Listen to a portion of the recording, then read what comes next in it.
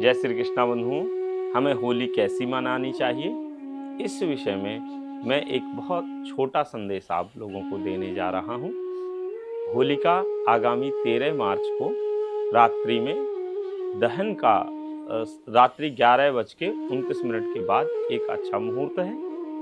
हमें करना क्या है, गाय के गोबर से उत्पन्न ओपले लेकर के और कुछ काष्ठ लकड़ी लेकर के और रात्रि में आंगन में शुद्ध पवित्र करके एक स्थान को उस पर चौक आदि डाल करके और एक थाली में धूप दीप नैवेद्य आदि लेकर के आप उसको रखें। परिवार के सभी लोग बंधु बांधवों के सहित वहाँ पर आप इकट्ठे हो करके साथ में हो करके आप सभी लोग सबसे पहले उस स्थान पर आप वो होलिका की सामग्री रखें और रख करके सभी लोग हाथ में जल लेकर के एक संकल्प पढ़ें। संकल्प में कहना है कि सकुटुंबस्य मम डुंडा राक्षसी पीत्यर्थम तत् पीड़ा परिहारार्थं च होलिका पूजनम अहम करिष्ये या वयम करिष्यामहे, ऐसा कह करके और छोड़ देना है।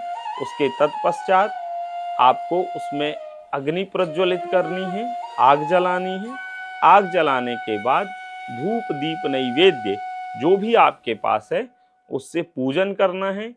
पूजन करते हुए एक श्लोक मंत्र का जाप करना है, मंत्र बोलना है। मंत्र क्या है? मंत्र है अस्माभिर्भय संत्रस्ते कृता त्वं होलिके यतः अतस्त्वां पूजयिष्यामः भूते भूति प्रदा भव, ऐसा कह करके पूजन करना है। और पूजन करने के तत्पश्चात आपको 3 परिक्रमा लगानी है। होलिका की 3 परिक्रमा लगा करके प्रणाम करना है। यह होलिका जलाने का, दहन करने का शास्त्रीय विधान है। शास्त्रों में कहा गया है ऐसा करने से घर में किसी भी प्रकार की नकारात्मक ऊर्जा, हमारे कार्य समृद्धि में किसी भी प्रकार की रुकावट, उसके प्रति किसी भी प्रकार की हमारे हृदय में अगर शारीरिक पीड़ा है, हमारे शरीर में शारीरिक पीड़ा है, बच्चों को किसी भी प्रकार की शारीरिक पीड़ा है, उन सब का शमन होता है, नाश होता है। इसलिए इस प्रकार से आप होलिका दहन करें और प्रातःकाल स्नान आदि करके और उस होलिका में जो बची हुई राख है जो रात्रि में जलाई थी उसे सबसे पहले भगवान को समर्पित करके और सबको उसे टीका को लगाना है, उस राख से टीका लगाना है, उस कुछ राख को रख लेना है। कभी भी हमारे परिवार में किसी भी प्रकार की बच्चों को शारीरिक पीड़ा होती है या कई बार नज़र लग जाती है, उसे उसको खिलाना है। शीघ्र ही उससे शारीरिक पीड़ा से निवृत्ति मिलेगी। कहीं आपको ऐसा लगता है कि हमारे घर में नकारात्मक ऊर्जा है, उसको घर में छिड़कने से भी नकारात्मक ऊर्जा का नाश हो जाता है।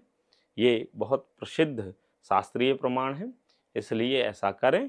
और होलिका के दिन यदि हम भगवान श्री कृष्ण, भगवान श्री रामचंद्र जी का दर्शन करते हैं तो शास्त्रों में कहा गया है कि कोटि यज्ञ का करने से जो फल की प्राप्ति होती है वह होलिका के दिन यदि भगवान कृष्ण, श्री राम या श्री नारायण के दर्शन करते हैं तो वह लाभ की प्राप्ति होती है। जय श्री कृष्ण। आप सभी लोगों को होली की अनंत अनंत बधाई। जय श्री कृष्ण।